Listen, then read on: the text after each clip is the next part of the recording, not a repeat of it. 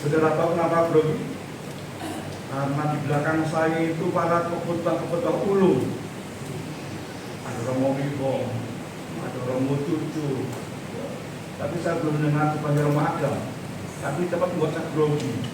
Karena dia sekretaris us. Kalau saya ngomong salah, dia salah dilaporkan. Lalu tiba-tiba dalam ketika bapak telepon saya di rumah, Romo, Anda mengatakan yang sudah sesat, mulai besok nggak boleh lagi bisa.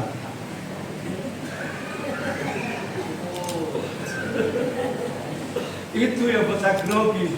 Ada di belakang saya ini membuat saya bergetar. Kalau Romo Pati sudah lama bersama saya, tidak membuat saya Romo Cucu, Romo Bingung, serta Romo. Kalau Romo Selamat ya masih senior. Saya baik. 25 tahun mengingatkan saya atas sebuah perjalanan. 25 tahun yang lalu ada peristiwa-peristiwa yang menarik tentu saja bagi saya. Kalau saudara menemukan moto tulisan saya, rahmat dan cintamu cukuplah bagi, itu saya temukan dalam retret agung selama 30 hari bersama Ignatian. Di sana Santo Ignatius dari Loyola mengambil kata indah di Santo Paulus dalam mengikuti Tuhan, rahmat dan cintamu cukuplah bagi. Dan saya mengutip apa yang dikutip oleh Santo Ignatius dari Loyola dalam sebuah retret selama 30 hari.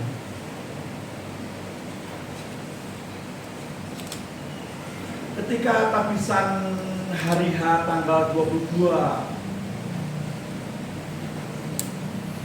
September 99 itu diawali sebuah kegelisahan karena September waktu itu dikatakan mau kiamat tanggal 9 bulan 9 jam 9 tahun 9 tahun. Saudara ingat waktu itu orang pada katanya hari itu hari kiamat jam 9 pukul 9 tanggal 9 dan 9 tahun 999. Kemudian saya didukung di Banjarbaru bersama Romo Darmo. Tapi gelisah juga.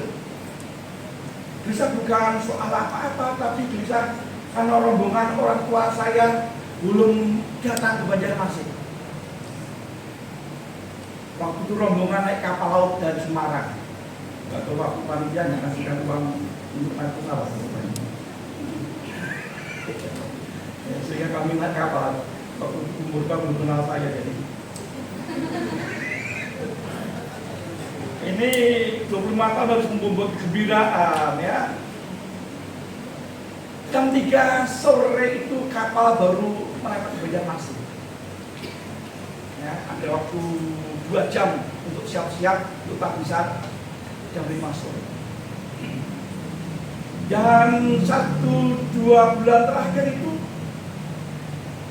panitia tanya, Romo, Frater, nanti pialanya pakai yang mana? Aduh, orang tua saya nggak saya kasih tahu bahwa orang tua mesti siapkan piala. Dari mana ini? Akhirnya Bapak Uskup Prodosuto mencari apa tadi?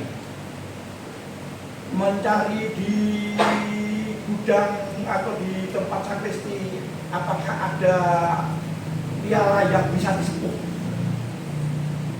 Waktu itu mau disepuhkan ke Jawa, cukup nggak waktunya? Akhirnya disepuhkan di Mampir. Ya, bukan piala baru, piala sepuh, tapi produk luar negeri. Masih saya simpan sekarang. Nggak saya pakai. Nanti kalau saya pakai tertinggal dipakai Romo yang baru, saya nggak punya kenangan. Hari ini juga sama, ini baru, baru, juga baru disepuh. Bukan piala baru disepuh juga. Ya. Hari itu hari tabisan saya. Diumumkan bahwa Romo ditugaskan di Tanjung. tepuk tangan dong, oh lanjut apa orang baru itu ya. Bersama Romo Siswo, di mana hari itu Romo Siswo itu pesan genteng dari Jawa dan dialamatkan di Katedral. Besok ke Tanjung dan genteng itu mesti bawa ke Tanjung.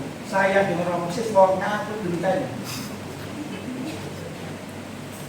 Ya, lalu Romo Bianto bilang gini, lele tak bisa larang-larang. Kok kon jadi kuring aku gendeng. Tahu bahasa bedanya tahu ya? Tak bisa mahal, sekolah mahal.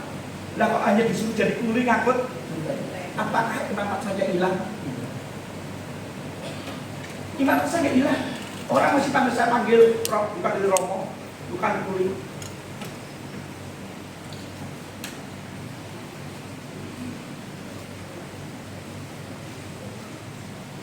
25 tahun saya mencoba merefleksikan apa sih menjadi imam. 1-2 minggu ini kita dihadirkan peristiwa Bapak Paus berkunjung ke Indonesia. Sedikit banyak saya menikmati buah-buah kedatangan Bapak Paus. Apa buah-buahnya? Pertama saya pergi ke Jakarta dong, minggu ini saya salah satu buahnya ya. Orang menyanjung Bapak Paus, saya ikut disanjung sebagai imamnya. Mau tidak mau saya juga merasakan ujian pada Pak Paus itu juga jatuh juga pada para imam. Kemudian saya ingat waktu kuliah liturgi, usia almarhum Romo Boskutus Prater, ingat nanti kalau pas misa perarakan, lalu maknya apa? Halo Romo, kau bilang hai.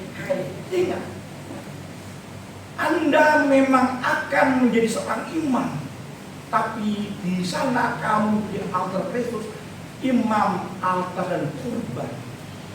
Anda juga akan menjadi altar Kristus sebagai seorang imam, tetapi juga sekaligus kurban. Bagaimana engkau menghayati seorang imam menjadi korban? Kamu bisa tersenyum sana sini, terbaru pesona ketika terarakan maju sebagai memimpin misa. Itu pertanyaan, ya, kalimat dalam mata kuliah itu. Sehingga ketika perarakan itu hanya yang bisa kamu lakukan adalah menundukkan kepala, betapa kamu juga tidak layak untuk melakukan. Dan umat memberikan kesempatan untuk memberikan pada kamu untuk memimpin Ekaristi. Hanya menundukkan kepala satu-satunya cara kamu bisa menghayati menjadi seorang imam. 25 tahun. Apakah saya mampu menghayati itu? Kalau ditanya, kalau tokoh politik ketika mengkritik pemerintahan, pertanyaannya apa sih yang sudah dilakukan orang ini untuk negara ini? Pertanyaan sama juga untuk saya. Apa yang telah saya lakukan untuk Puspa selama 25 tahun? Apa yang menjadi hak saya untuk menuntut hak yang lebih dari apa yang telah saya terima selama ini? Setidak-tidaknya selama 25 tahun saya makan, minum di Puspa ini sangat gratis. Bahkan selama ini tidak jarang uang yang di dompet saya itu tidak laku. Karena umat telah berkasih bahkan membayari banyak hal. Kalau kita berkunjung ke Mesir yang sekarang hadir, saudara bisa lihat rumah-rumah mereka, air yang mereka pakai, alas yang mereka pakai, tidak sebanding dengan apa yang saya miliki, yang diberikan kepada saya untuk saya nikmati di Puspa. Mobil, rumah mewah, AC, air tinggal buka keran. Tidak ada hal yang tidak dapat saya katakan kecuali mengucap syukur. ketika merayakan Ekaristi untuk memperingati para martir, mereka yang telah berjuang dalam pewartaan dengan meneteskan darah. Paling banter yang saya korbankan adalah ketika berjalan nggak ada sinyal, nggak bisa main TikTok. Dan sebanding dengan darah yang dilahirkan oleh para martir. Menghayati 25 tahun susur imam, sebuah mata pelajaran ketika saya ikut dalam sebuah retret waktu sebenarnya menghayati sebuah tema sebagai alter Kristus. Apa artinya menjadi alter Kristus? Ya, ketika Yesus disanjung menjadikan raja, ketika dia bisa membuat mujizat, ketika bisa mempergandakan roti, ketika bisa menyembuhkan orang-orang, menyanjung, menjadikan dia seorang raja. Tetapi ketika dia mengatakan kebenaran, akulah roti hidup, orang-orang sudah mengundurkan diri.